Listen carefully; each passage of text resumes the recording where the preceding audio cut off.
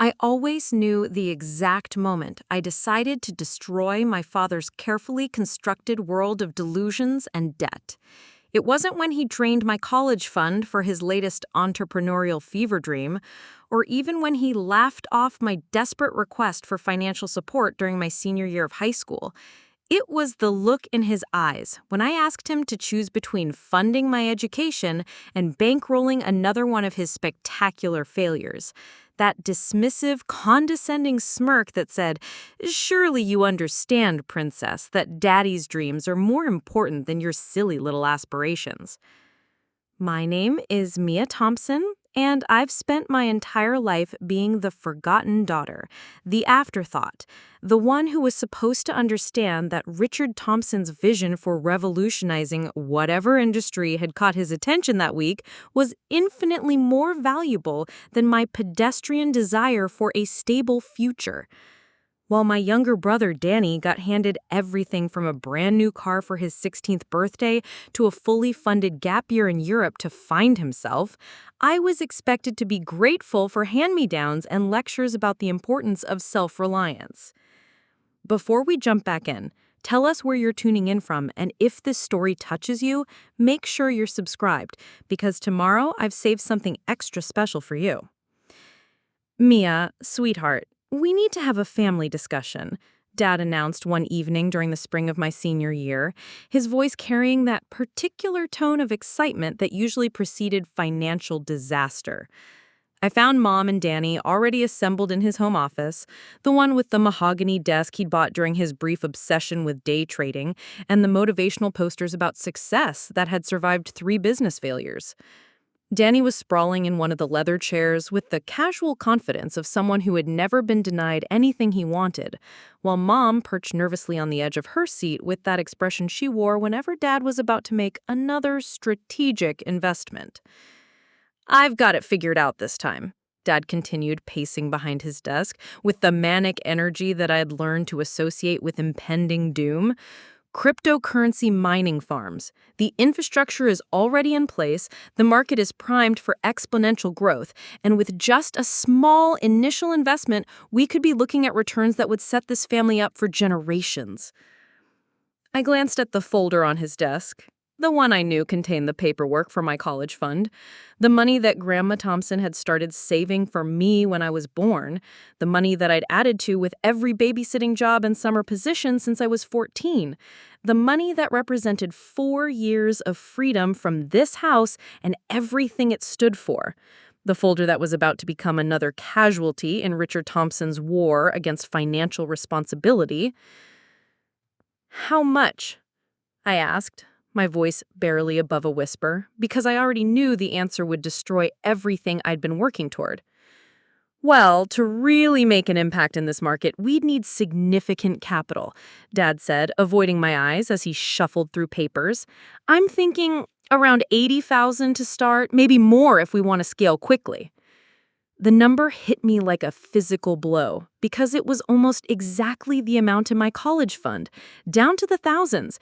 This wasn't a coincidence or an estimate. He'd already looked, already calculated, already decided that my future was worth sacrificing for his latest obsession. "That's my college money," I said, the words coming out flat and emotionless because the alternative was screaming until my throat bled. "Now, Mia," Mom interjected, reaching for my hand with that gentle, reasonable tone she used when she was about to enable another one of Dad's schemes. "Your father has done extensive research on this opportunity. The potential returns could pay for your college 3 times over." "Or I could take out student loans, like everyone else," Dad added with a casual wave of his hand, as if he was suggesting I pick up milk from the store instead of condemning me to decades of debt. "Maybe consider community college for the first 2 years to keep costs down. This cryptocurrency thing won't wait, but college will always be there." I looked at their faces, searching for any sign that someone in this room understood what they were asking me to sacrifice. Mom's expression was hopeful and encouraging, as if she genuinely believed that gambling away my educational future was an act of family solidarity. Danny was scrolling through his phone, completely disengaged from a conversation that didn't affect him in any way, since his trust fund was safely locked away in an account Dad couldn't access. And Dad was looking at me with the expectant smile of someone who never doubted that I would fall in line with whatever he decided was best for the family. "No," I said, the word coming out stronger than I had expected. "Absolutely not." The temperature in the room seemed to drop several degrees as Dad's expression shifted from confident to irritated. "Mia, I understand you're disappointed, but you need to see the bigger picture here.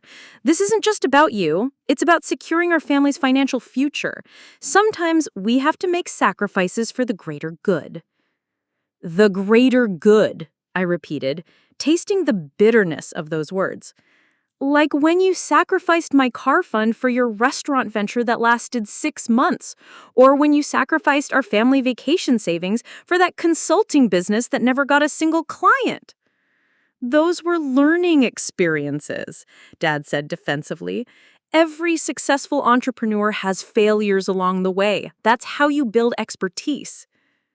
"And I'm supposed to sacrifice my education so you can add another failure to your expertise? What happens when this cryptocurrency thing crashes and burns like everything else?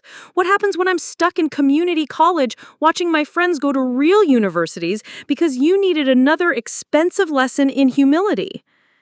"Mia," Mom's voice was sharp with disapproval, "that's enough. Your father is trying to provide for this family." "He's providing for himself," I shot back. "When has any of his providing ever benefited anyone but him? Danny gets handed everything he wants, you get to play the supportive wife to a visionary entrepreneur, and I get to fund the fantasy while pretending to be grateful for the privilege." Danny finally looked up from his phone, his expression mildly curious, as if he was watching an interesting television show. Come on, Mia, don't be so dramatic. It's just money. You'll figure something out. You always do." The casual dismissal in his voice, the complete inability to understand that figuring something out meant years of working multiple jobs while drowning in student debt, crystallized everything that was wrong with this family dynamic.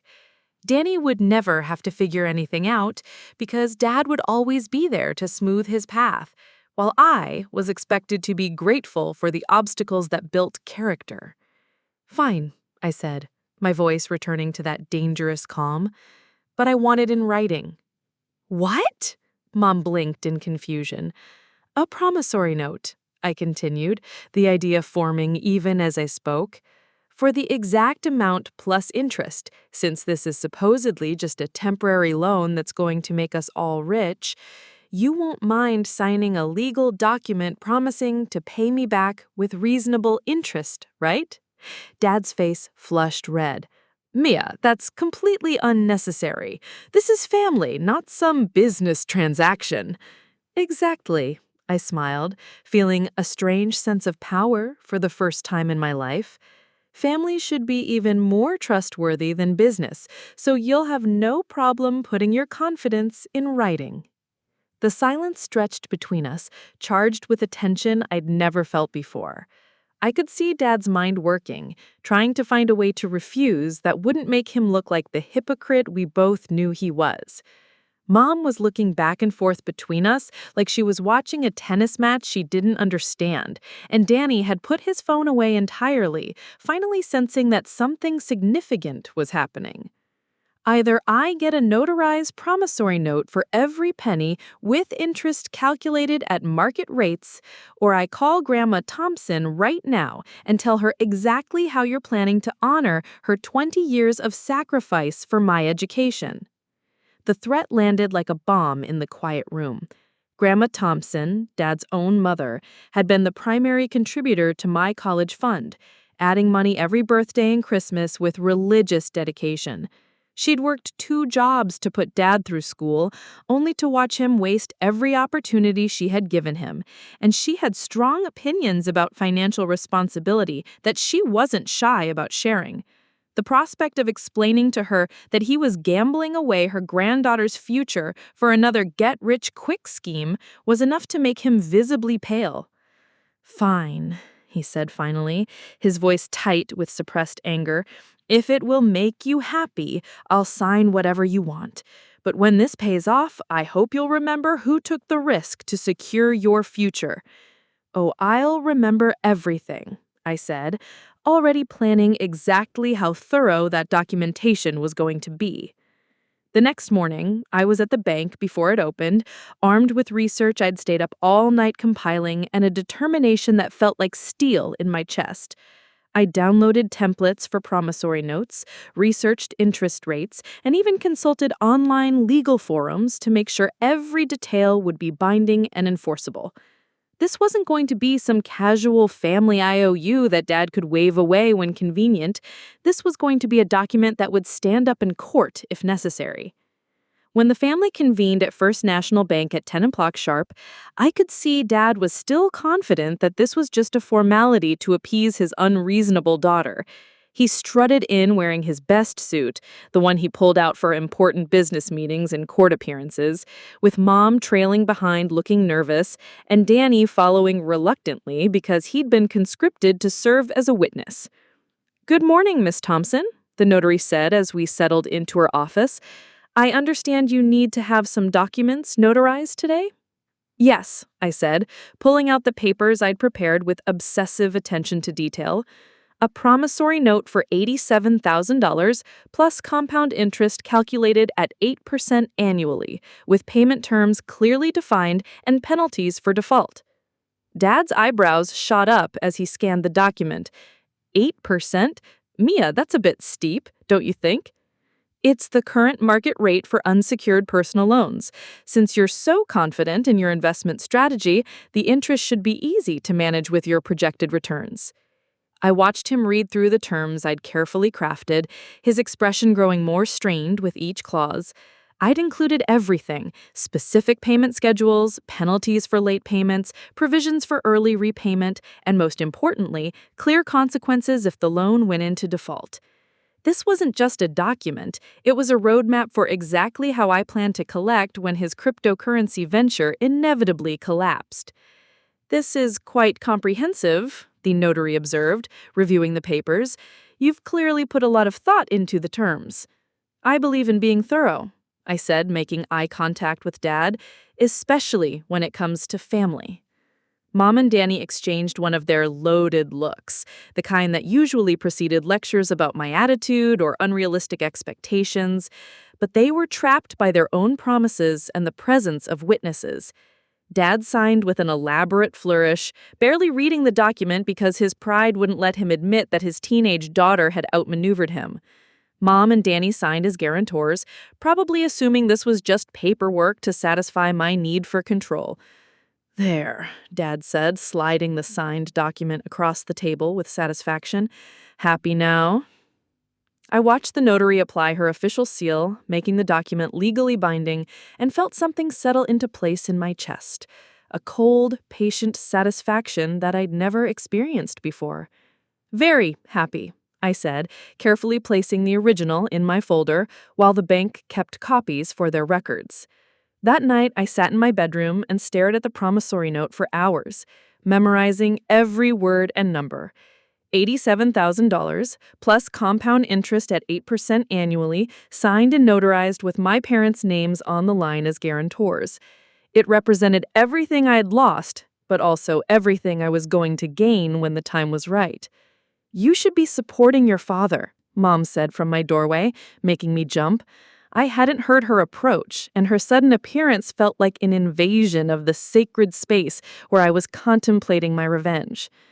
"I am supporting him," I replied, folding the document carefully and placing it in the fireproof safe I'd bought from money from my weekend job. "I'm giving him exactly what he asked for."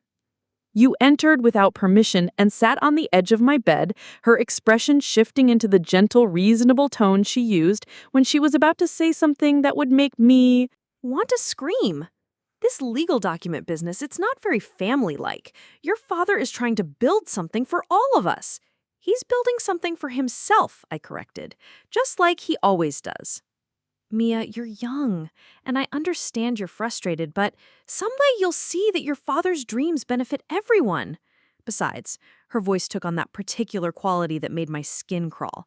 "You're a bright, beautiful girl. You'll probably meet someone wonderful in college and get married. You might not even need a career."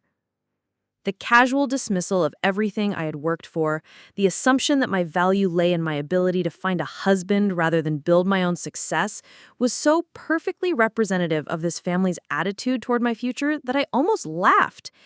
Instead, I carefully locked the safe and turned to face her with a smile that felt like broken glass. "Thanks for the advice, Mom. I'll keep that in mind while I'm working 3 jobs to pay for the education Dad just stole from me." She flinched at the word stole, but didn't contradict it because we both knew that's exactly what had happened. "He didn't steal anything. This is an investment that will pay dividends for years." "We'll see," I said, and there was something in my voice that made her get up and leave without another word. I lay awake that night, staring at the ceiling and thinking about compound interest. 8% annually meant the debt would double in 9 years, assuming no payments were made. But I wasn't planning to wait 9 years. I was planning to build a life so successful, so undeniably impressive, that when I finally called in this debt, it would be impossible for anyone to dismiss me as the dramatic, unreasonable daughter who didn't understand business. 3 months into my freshman year at community college, the compromise institution that was all I could afford after Dad's latest entrepreneurial adventure predictably crashed and burned, I was working 28 hours a week at a coffee shop, taking a full course load, and already planning my transfer to a 4-year university that I would pay for entirely on my own. The cryptocurrency mining operation had lasted exactly 6 weeks before regulatory changes and equipment failures turned Dad's guaranteed investment into another expensive lesson in humility. Of course, the family had collectively decided that this failure wasn't really anyone's fault, certainly not Dad's, and definitely not worth discussing in terms of my missing college fund. When I'd brought up the promissory note at Thanksgiving dinner, Dad had waved it away with the casual confidence of someone who'd never intended to honor it in the first place. "Mia, sweetheart, you know that was just paperwork to make you feel better," he said, carving turkey with the same precision he applied to carving up my future. "We're family. We don't actually charge each other interest on family investments." "Family investments," I have repeated, tasting the euphemism like poison. "Is that what we're calling theft now?" The argument that followed was spectacular, involving Mom crying about family unity, Danny rolling his eyes at my dramatics, and Dad delivering a lecture about gratitude and understanding that the family unit sometimes required individual sacrifice. I listened to it all with the patient attention of someone taking notes, because every word was just more evidence for the case I was building. That's when I started the notebook, a detailed record of every conversation, every dismissal, every moment when my family made it clear that my dreams were less important than Dad's delusions. I documented phone calls where he asked me for money I didn't have, family dinners where they bragged about Danny's latest funded adventure while dismissing my academic achievements, and especially the moments when they made it clear that they expected my eventual success to benefit them while never acknowledging their role in making that success infinitely harder to achieve. "You're becoming obsessed," Elena said, watching me write in the notebook during our shared shift at the coffee shop. Elena Ruiz had become my closest friend during our first semester, bonded by shared experience of working our way through school while watching more privileged classmates complain about having to buy their own textbooks. She was sharp, funny, and had no patience for family drama that masqueraded as love. "I'm being thorough," I corrected, recording the details of Dad's latest phone call where he had asked me if I could loan him $200 for a small business opportunity, while simultaneously bragging about the expensive dinner he had taken a potential investor to the night before. "There's a difference between being prepared and being consumed," Elena said, refilling the espresso machine with the efficiency of someone who'd been working service jobs since she was 15. "Your family sucks. We've established that. But you're building a good life despite them. Why let them live rent-free in your head?" "Because I'm going to make them pay actual rent later," I said, only half joking. The truth was more complicated than I could explain to Elena or even to myself sometimes. It wasn't just about the money, although the money mattered more than anyone who'd never been trapped by poverty could understand. It was about the narrative they had constructed, The story where Dad was the misunderstood visionary and I was the ungrateful daughter who didn't appreciate his sacrifices. It was about the assumption that I would eventually come crawling back, successful enough to be useful, but humble enough to be grateful for their forgiveness. I was going to rewrite that story, but I needed more than just personal success to do it. I needed leverage, and leverage required patience, planning, and perfect timing. The promissory note was my insurance policy, but it was only valuable if I was in a position to enforce it when the time came. "How's the transfer application coming?" Elena asked, switching topics with the kindness of someone who understood when to push and when to let things go. "Good," I said, pulling out my phone to check my scholarship status for the third time that day. "I should hear back from state in the next few weeks. If the financial aid package is decent, I can start there in the fall. And if it's not decent, then I keep working, keep saving, and try again next year," I said with a shrug that was more confident than I felt. Vulnerable for the coffee shop where anyone might overhear, but Elena knew me well enough to see through the casual confidence. "You know," she said, lowering her voice as she cleaned the steam wand, "there are other ways to get revenge on shitty parents besides destroying yourself with overwork and stress." "I'm not destroying myself," I protested. "I'm building something." "Building what, exactly? A life so perfect that they'll have to admit they were wrong? A career so successful that you can throw money in their faces and watch them grovel?" The accuracy of her assessment was uncomfortable, but not enough to make me admit she was right. "I'm building independence. Everything else is just details." Elena gave me a look that suggested she wasn't buying what I was selling, but she didn't push further. That was one of the things I appreciated about our friendship.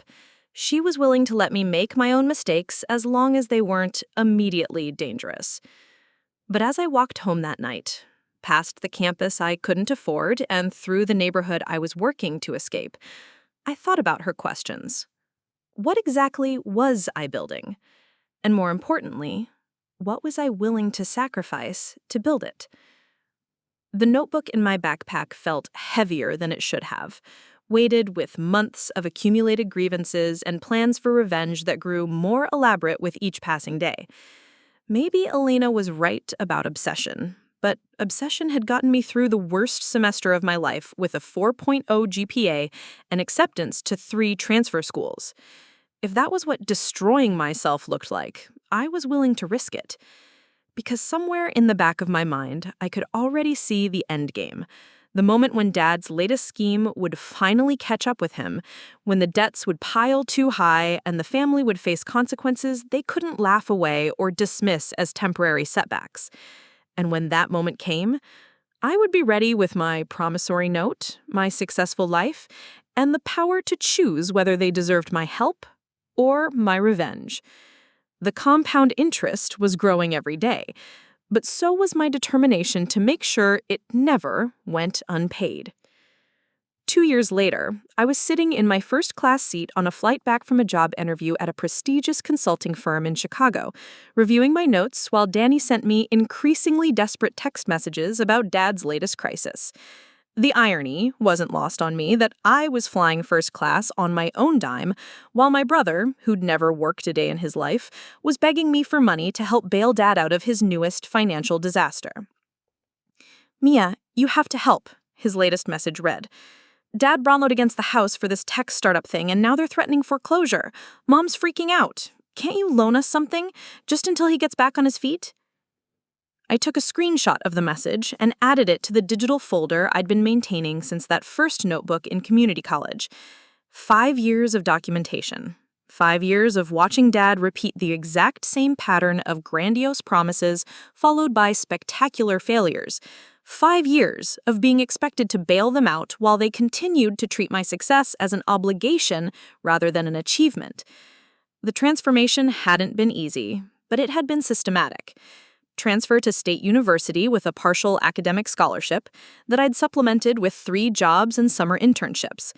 Double major in finance and business administration with a minor in legal study. The family meeting took place in Dad's study. The same room where he'd stolen my college fund 5 years earlier, though the motivational posters had been replaced with framed newspaper clippings about his various business ventures, the ones that had lasted long enough to generate press coverage before imploding. Dad looked older, grayer, with the kind of stress lines that came from years of living beyond his means and betting everything on schemes that existed more in his imagination than in market reality.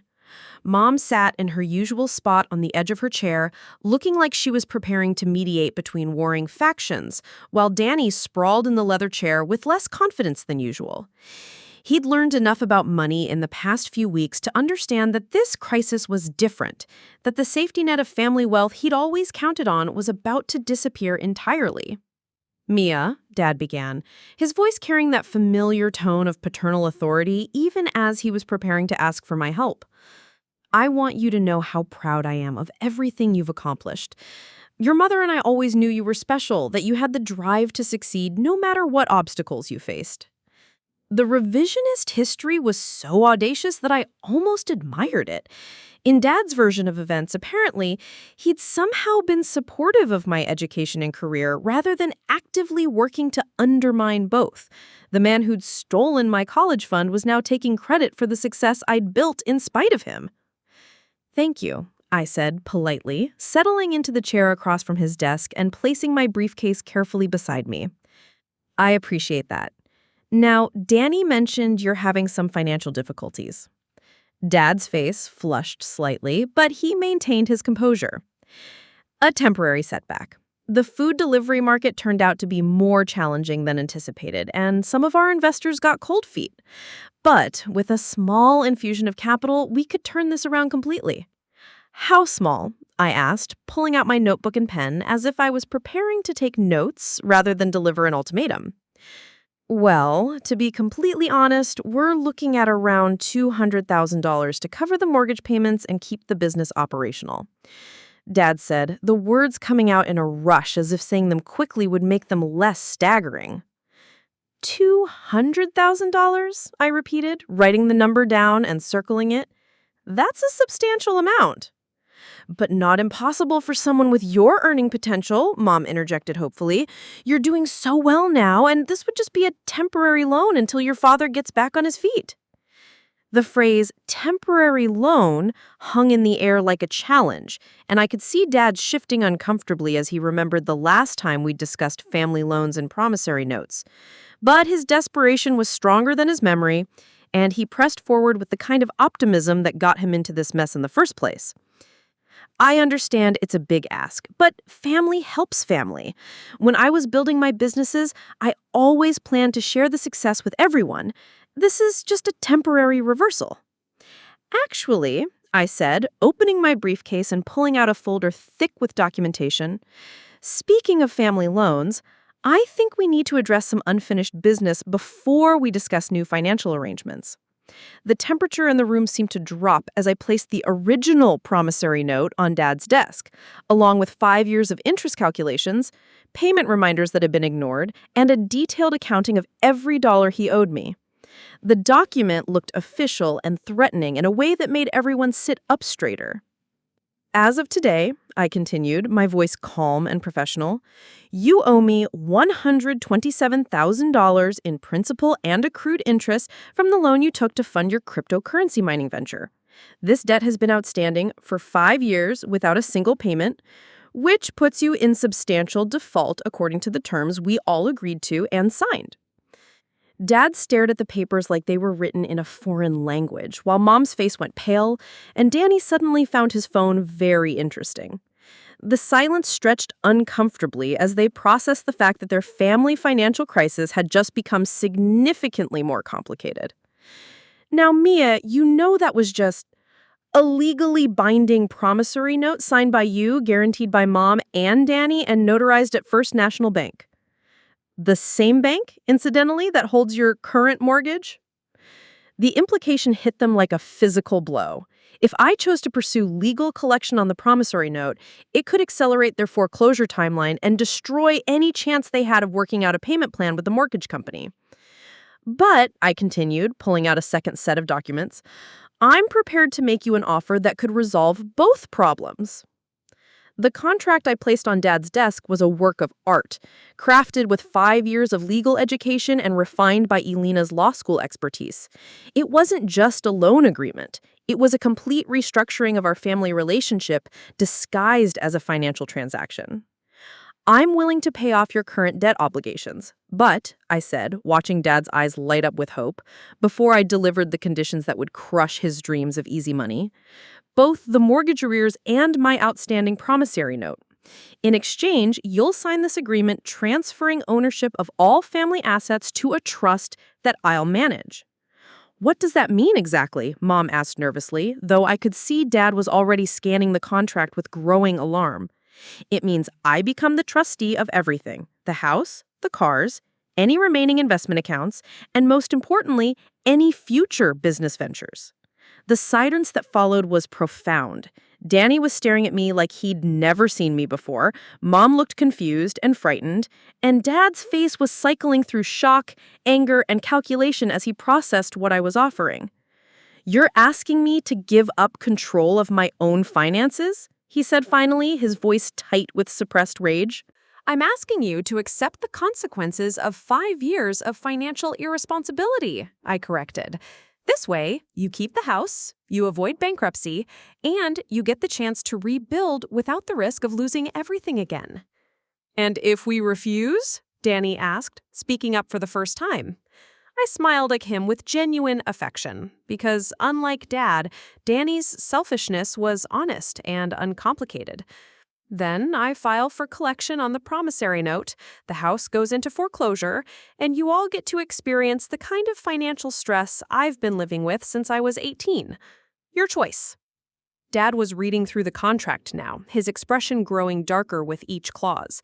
I'd been thorough. Provisions for monthly allowances that he could draw from the trust, requirements for financial counseling, and most importantly, veto power over any business investment larger than $5,000. "This is ridiculous," he said, throwing the contract down. "I'm not signing away my autonomy to my own daughter." "Then don't," I said, calmly gathering the papers and returning them to my briefcase.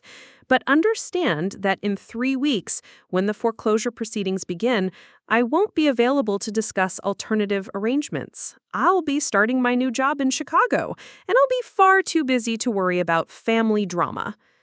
The threat was delivered with perfect calm, but the impact was immediate. Mom started crying, Danny looked panicked, and Dad's face went through several more color changes as he realized I wasn't bluffing. "Mia, please," Mom said through her tears. "This is our home. Where would we go?" "You could try asking Dad," I suggested. "He's the one who bet it on an app without consulting anyone. Maybe his entrepreneurial genius extends to finding alternative housing." "This is blackmail," Dad said, but his voice lacked conviction. "This is business, the same kind of business you've been doing for years, except this time someone else holds the cards. The question is whether you're willing to accept a deal that saves your house and your family, or whether your pride is more important than their security." I stood up and picked up my briefcase, letting them absorb the weight of the decision they had to make. 5 years of planning had led to this moment, and I wasn't going to let sentiment or family obligation weaken my position now. "I'll be at the Marriott downtown until tomorrow evening. After that, the offer expires, and you can deal with your creditors directly." I walked toward the door, then paused and turned back. "Oh, and Dad? The trust agreement includes a provision for educational expenses. If you sign, Danny can finish college without worrying about student loans. Something to consider while you're weighing your options." I left them sitting in stunned silence, knowing that the next 24 hours would determine whether 5 years of careful planning would pay off, or whether I'd have to watch my family destroy themselves while I built my new life in Chicago. Either way, I was finally in control of my own story. 22 hours later, Dad called me at the hotel with the defeated voice of a man who had finally run out of options and excuses. The conversation was brief and bitter. He would sign the trust agreement, but he wanted me to know that this wasn't forgiveness, that he would never forget how I'd exploited his moment of weakness, that a real daughter would have helped without conditions. I listened to his wounded pride with the patient attention of someone who had spent years waiting for this exact moment, then informed him that we would finalize everything at the bank the next morning with proper legal representation and witnesses. Elena had flown in that morning to serve as my counsel, and she sat beside me in the bank conference room wearing her best courtroom suit and the expression of someone who was thoroughly enjoying watching a masterclass in strategic revenge. Across the table, Dad looked like he was attending his own funeral. Mom kept dabbing at her eyes with tissues, and Danny stared at the contract with the horrified fascination of someone finally understanding that actions have consequences. Before we begin, the bank's legal counsel said, reviewing the documents one final time, I want to make sure everyone understands the terms of this agreement. Mr. Thompson, you're transferring ownership of all listed assets to a family trust managed by your daughter, with specific provisions for your continued use of the family home and a monthly allowance for living expenses. I understand, Dad said through gritted teeth, signing his name with the mechanical precision of someone who had given up fighting. And Miss Thompson, the lawyer continued, turning to me, you're assuming responsibility for approximately $340,000 in combined debt obligations, including the mortgage arrears and the outstanding promissory note, in exchange for complete financial oversight of the family's assets and future business decisions. That's correct, I said, watching Dad wince as the lawyer read the full amount of his failures aloud. $340,000, more than most people made in a decade, more than many houses cost, all of it the result of his refusal to live within his means or consider the consequences of his gambling addiction disguised as entrepreneurship. The signing took 47 minutes, and with each signature and initial, I watched Dad's face cycle through grief, anger, and resignation. Mom signed as a witness with shaking hands, probably still not fully understanding how we'd gotten to this point. Danny signed with the defeated air of someone who had just learned that his trust fund lifestyle was about to become contingent on my approval. When the last document was notarized and filed, Elena and I walked out of the bank together while my family sat in the conference room, absorbing the magnitude of what had just happened. I felt lighter than I had in years, as if a weight I'd been carrying since I was 18 had finally been lifted from my shoulders. How does it feel? Elena asked, as we stood on the sidewalk outside First National Bank, the same bank where I'd forced Dad to sign that original promissory note 5 years earlier. I said, like justice, and meant it, like finally being able to breathe. But even as I said it, I could see Dad through the bank's glass windows, slumped in his chair with his head in his hands, and I felt something unexpected.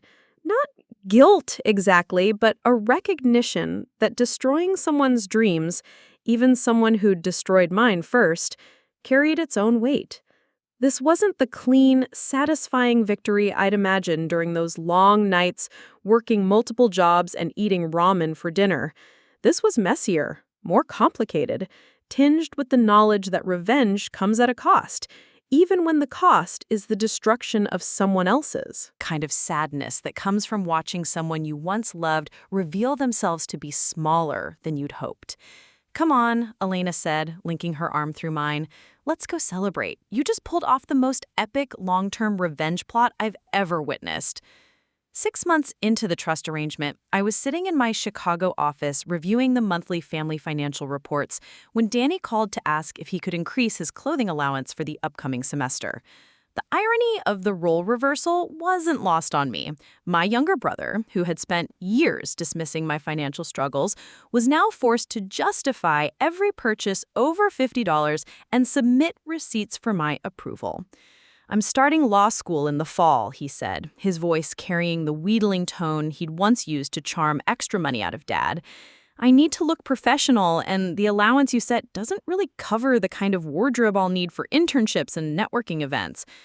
I leaned back in my chair, looking out at the Chicago skyline while mentally calculating how much I'd spent on professional clothes during my first year of college when I was buying everything at thrift stores and hoping my internship supervisors wouldn't notice that I wore the same 3 outfits in rotation. how much are we talking about, Danny? Maybe an extra $500 a month? Just for the first year, until I can get a part-time job that works with my class schedule. $500 a month for clothes. More than I'd spent on food some months when I was putting myself through school. The request was so perfectly representative of the entitlement that had been bred into him that I almost laughed. But there was something in his voice that gave me pause. For the first time in our relationship, Danny sounded uncertain, almost humble, as if he was finally beginning to understand that the world didn't owe him anything just for existing. "Tell you what," I said, pulling up the trust documents on my computer. "I'll approve the increase, but with conditions. You'll work 15 hours a week for the family trust, handling administrative tasks and learning about financial management. Consider it your introduction to the concept of earning your allowance." The silence on the other end of the line stretched long enough that I thought the call had dropped. When Danny finally spoke, his voice was smaller than I'd ever heard it. "Mia, I know I never said this before, but I'm sorry. About the college fund, about not understanding how hard things were for you, about everything. I was a spoiled brat, and I'm just now starting to figure out how the real world works." The apology caught me off guard because it sounded genuine in a way that none of Dad's attempts at reconciliation had managed. Danny was learning, slowly and painfully, but he was learning. Unlike Dad, who continued to submit business proposals that I rejected with detailed explanations of why they were financial disasters waiting to happen, Danny seemed to be growing from his experience of having limits imposed for the first time in his life. "Apology accepted," I said, surprised to find that I meant it. "And the job offer stands. Elena's firm could use someone to help with document management, and the work would give you real experience with legal processes." "I'd like that," Danny said quietly. "I'd really like that." After I hung up, I sat in my office thinking about forgiveness and growth, about the difference between consequences that teach and consequences that destroy. Dad was still submitting monthly reports that detailed every coffee purchase and movie ticket, still chafing against the restrictions I'd imposed, still convinced that his temporary humiliation would eventually give way to renewed success and family gratitude. But Danny was changing, adapting, learning to find satisfaction in earned achievements rather than handed privileges. Mom called that evening as I was reviewing the latest batch of Dad's business proposals, each one more desperate and unrealistic than the last, as if he was trying to prove that his entrepreneurial spirit couldn't be crushed by something as mundane as financial oversight. "Your father is struggling," she said without preamble, her voice carrying the weight of someone who had watched her husband's identity crumble over the past 6 months. "He spends most of his time in that study, coming up with new business ideas that he knows you'll reject. He's lost weight, he's not sleeping well, and he keeps talking about how he failed as a provider." The description should have filled me with satisfaction. Dad finally understanding the cost of his recklessness, finally experiencing the kind of powerlessness I'd lived with for years. Instead, I felt something more complex. A recognition that my victory had come at the price of watching a human being slowly disintegrate. "He can still propose business ideas," I said carefully. "I review every submission thoroughly, and if he ever presents something with a realistic business plan and manageable risk profile, I'll consider approving it." "But he won't," Mom said, and I could hear tears in her voice. "He knows you know better than he does about business, about money, about everything. He can't live with being dependent on the daughter he failed so completely." The call that changed everything came on a Tuesday morning while I was in a meeting with potential clients, discussing a corporate restructuring project that would have been the biggest deal of my career to date. Elena knocked on my conference room door with an expression I'd never seen before. Urgent and sad and somehow apologetic. "It's your dad," she said quietly when I stepped into the hallway. "He's in the hospital. Heart attack." The 40-minute drive to the hospital passed in a blur of Chicago traffic and competing emotions I couldn't sort through quickly enough to understand. 5 years of careful planning, 6 months of systematic control, and now the possibility that Dad might die before I could figure out whether my revenge had been justice or just elaborate cruelty dressed up as financial responsibility. I found Mom and Danny in the cardiac ICU waiting room, both looking smaller and older than I remembered. Mom stood up when she saw me, her face streaked with tears and exhaustion, and for a moment she looked like the woman who used to read me bedtime stories before life wore her down into someone who chose peace over principles. "The doctors say it was stress-related," she said, falling into my arms with a desperation that reminded me of being 10 years old and believing my parents could fix anything. All the financial pressure, the loss of control, the feeling like he'd lost his family's respect, they think that's what triggered it. I held her while she cried, staring over her shoulder at Danny, who was watching me with an expression I couldn't read. Was this my fault? Had I pushed too hard, taken my revenge too far, turned justified consequences into something cruel and destructive? Can I see him? I asked finally. Dad looked older than his 62 years, connected to machines that beeped with mechanical regularity, his face gray and drawn in a way that made him seem fragile rather than larger than life.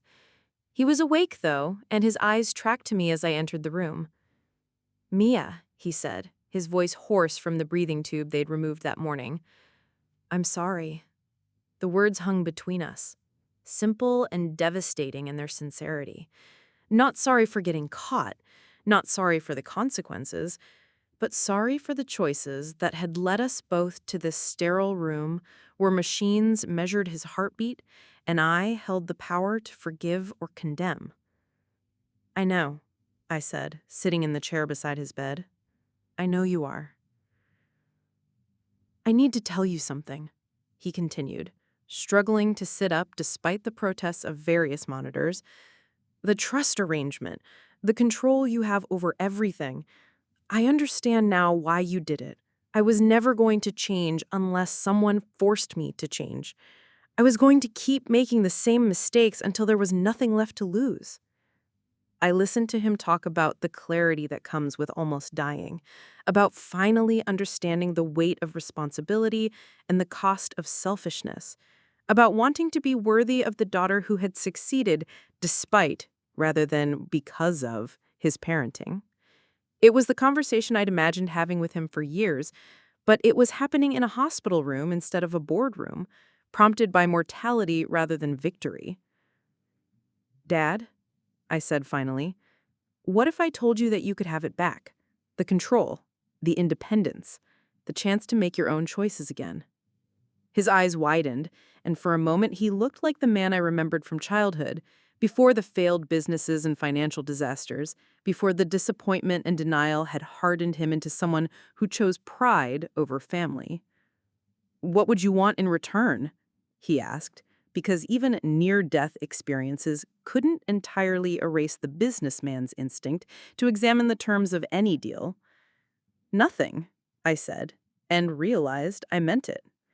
"I'd want you to have learned something from all this, to make better choices going forward. But I wouldn't want anything in return except the chance to have a relationship with my father that isn't built on power and control and old grievances." The decision surprised me even as I made it, but it felt right in a way that the revenge had never quite managed. 5 years of planning had led to 6 months of total victory, but the victory had tasted like ash and sadness and the hollow satisfaction of defeating someone who had already defeated themselves. Maybe the real power wasn't in controlling Dad's choices, but in being secure enough to let him make his own mistakes without destroying myself in the process. Maybe growing up meant learning when to hold on and when to let go, when justice served its purpose, and when it became just another form of cruelty.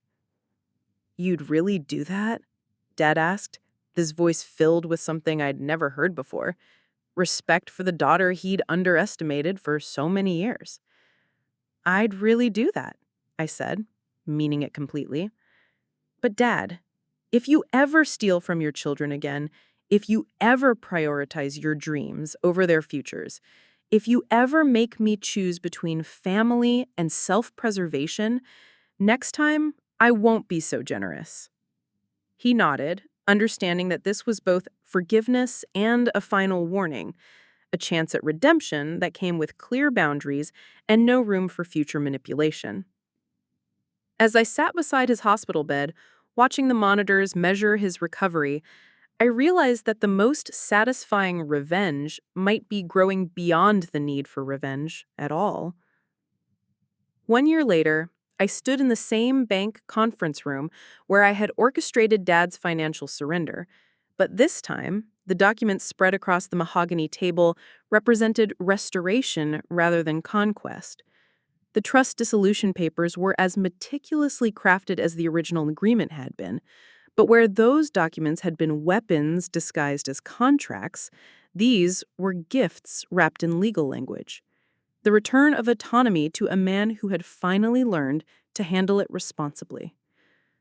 Dad looked different than he had during that first signing. The stress lines had softened, replaced by something that looked like hard-earned wisdom, and his eyes held a clarity I hadn't seen since childhood. The heart attack had been a wake-up call, in the most literal sense, forcing him to confront not just his mortality, but the legacy he was building with every reckless decision.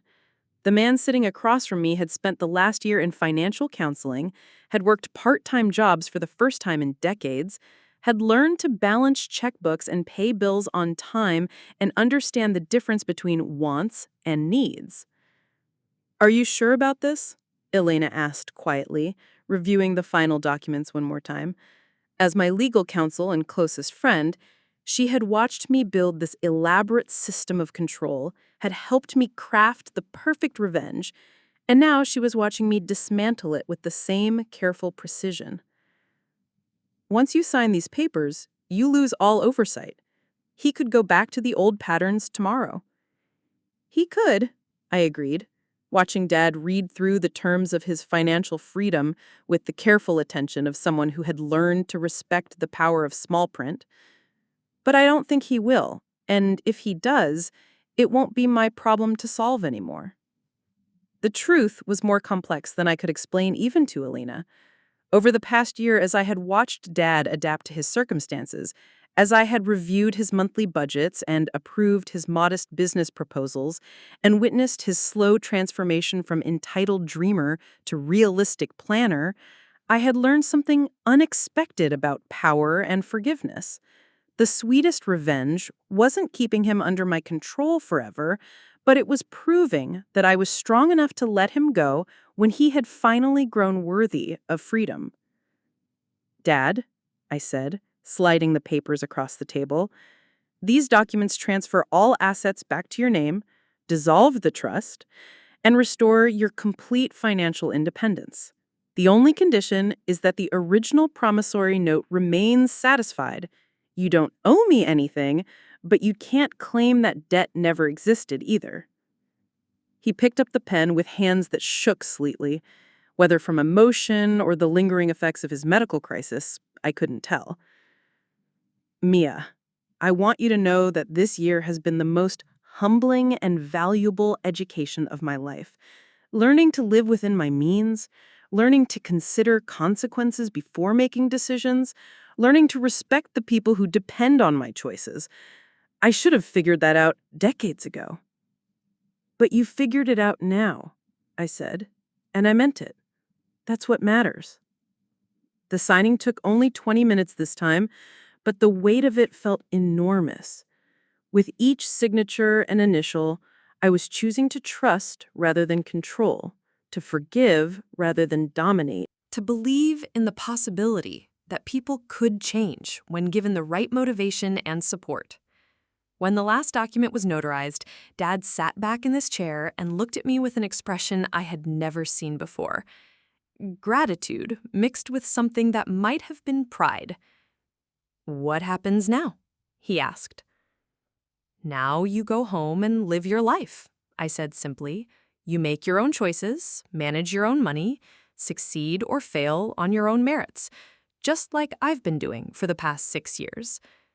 We walked out of the bank together, 3 generations of Thompsons who had learned different lessons about money and power and family obligations. Mom was waiting in the parking lot, looking nervous and hopeful, while Danny leaned against my car with the casual confidence of someone who had found his footing in the world through actual effort rather than handed privilege. "How did it go?" Mom asked, searching our faces for clues about whether this represented reconciliation or just another complicated chapter in our family's financial drama. "It went well," Dad said, putting his arm around her shoulders with the careful tenderness of someone who had almost lost everything and learned to value what remained. "We're free to make our own mistakes again." "And our own successes," I added, because the lesson cut both ways. The family dinner that night took place in the house that I had saved and then returned, around the table where we had shared so many meals marked by tension and unspoken resentments and the careful navigation of Dad's moods and schemes. But this dinner was different. Not perfect, because families are never perfect, but honest in a way we had never managed before. Dad talked about his plans for a small consulting business built on realistic projections and conservative growth.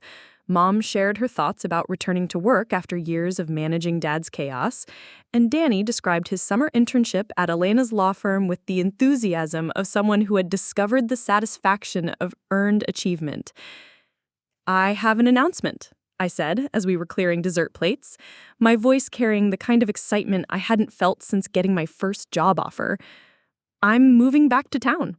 The Chicago firm is opening a branch office here, and they've asked me to run it." The reaction was immediate and overwhelming. Mom burst into tears, Danny hooped and demanded details about whether I would need staff for the new office, and Dad sat quietly for a moment before standing up and pulling me into the kind of hug we hadn't shared since I was a child. "I'm proud of you," he said, his voice thick with emotion. "Not just for what you've accomplished professionally, but for the woman you've become. For the grace you've shown in dealing with my failures. For the strength to forgive without forgetting. To trust without being naive." "I learned from the best," I said, surprising myself by meaning it. "You taught me that dreams matter, that taking risks can lead to great things. You just needed to learn that other people's dreams matter too, and that risks should be calculated rather than reckless." As I drove home that night, past the community college where I had started my journey and the apartment complex where I had lived on ramen and determination, I thought about cycles and choices and the difference between revenge and justice. For 5 years, I had carried the weight of planning Dad's downfall, had fed on the satisfaction of imagining his humiliation, had built my success partly as a weapon to wield against the family that had failed to support me. But the real victory hadn't been in bringing him low. It had been in rising high enough that his failures couldn't touch me anymore. The real power hadn't been in controlling his choices. It had been in becoming so secure in my own worth that I could afford to be generous with forgiveness. The real satisfaction hadn't been in watching him struggle under restrictions I imposed. It had been in watching him grow into someone worthy of the freedom I could now safely return. The promissory note still sat in my fireproof safe, not as a threat now, but as a reminder. A reminder that trust, once broken, must be earned back slowly and carefully. A reminder that family love without accountability is just enabling wrapped in sentiment. A reminder that sometimes the kindest thing you can do for someone is refuse to rescue them from the consequences of their own choices until they learn to make better ones. Most importantly, it was a reminder that the daughter who had once been dismissed as too impractical for business, too emotional for finance, too young to understand the real world, had grown into a woman who could command boardrooms and negotiate million-dollar deals and still choose mercy when vengeance would have been easier. The compound interest on that original debt had been more than financial. It had been the accumulated wisdom and strength and independence that came from learning to save myself when no one else would. And that investment, unlike any of Dad's schemes, had paid dividends that would last a lifetime. As I pulled into my driveway, I realized I was finally free. Not just from financial dependence or family dysfunction, but from the anger that had driven me for so many years. I had built something better than revenge. I had built a life so good that forgiveness felt like a luxury I could afford.